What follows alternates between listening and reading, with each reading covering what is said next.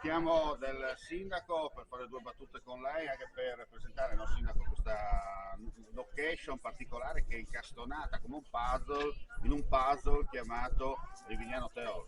Sì, e qua all'interno del comune di Revignano Teor siamo a Flambruzzo in via Petrarca, che forse chi così la battezzò a suo tempo aveva in mente le chiare, fresche et dolci acque del poeta, perché è una via che costeggia il fiume Stella ed è immersa nella zona delle risorgive. Qui siamo nel parco comunale dello Stella e siamo circondati da prati stabili, da boschi alluvionali, da piante carnivore, da sabbie mobili. E qui ci sono le olle da cui sgorga l'acqua che poi in 1000 rivoli si concentra nel fiume Stella. Questa rassegna Parole a colazione, che è organizzata dall'assessorato alla cultura del comune di Rivignano Teor, ha lo scopo di far conoscere anche a chi viene da fuori comune le dimore storiche, le ville, i castelli. Noi abbiamo i castelli d'acqua, Sterpo, Flambruzzo, Aris sul fiume Stella. Ha lo scopo di far conoscere questi luoghi ameni. Qui siamo nell'agriturismo Le Fornaci del Zarnic, che è appunto immerso nel parco comunale dello Stella, circondato da ettari di prati e di boschi, ed è un posto che merita essere visitato.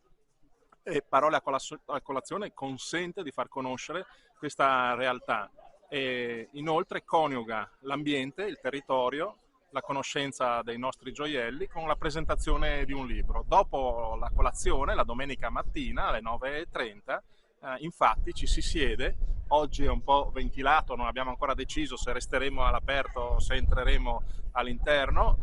Ci si siede e si ascolta la presentazione di un libro. Oggi è la volta di Fabiano Contraffatto, che viene da Milano e presenta il suo libro L'Allievo. Benvenuto in questa splendida location. Eh sì, la campagna friulana, una parte che non conoscevo, il fiume Stella.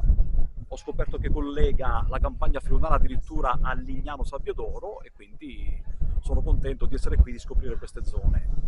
Cosa ci presenta? Vi presento un romanzo che si chiama L'Allievo. Io sono di lavoro un export manager e per passatempo sono uno scrittore. Questo è il mio primo romanzo che narra la storia di un giovane che dopo la laurea, dopo il militare, si ritrova alle prese con la difficoltà a trovare un lavoro che abbia senso e a definire un suo ruolo sociale. È una storia reale, il cosiddetto verismo anti-utopico, nel senso che alla fine della fiera, alla fine del percorso non c'è un mondo ideale, ma c'è un adattamento alla realtà attuale. Realtà attuale proprio per essere presente. Realtà attuale vuol dire quello che c'è al momento. L'Italia, come altri paesi, ha avuto anni di crisi economica. Chilometro zero, per rimanere in tema. Esattamente, a chilometro zero, certo. Quindi la realtà attuale è quella con i suoi problemi e con le sue opportunità. E fatemi dire anche con le sue relazioni sociali. Ecco, questo personaggio esce dalla situazione di precariato tramite un suo contatto. Ecco perché è anti-utopico. Non c'è un mondo ideale, ma c'è un adattamento alla realtà.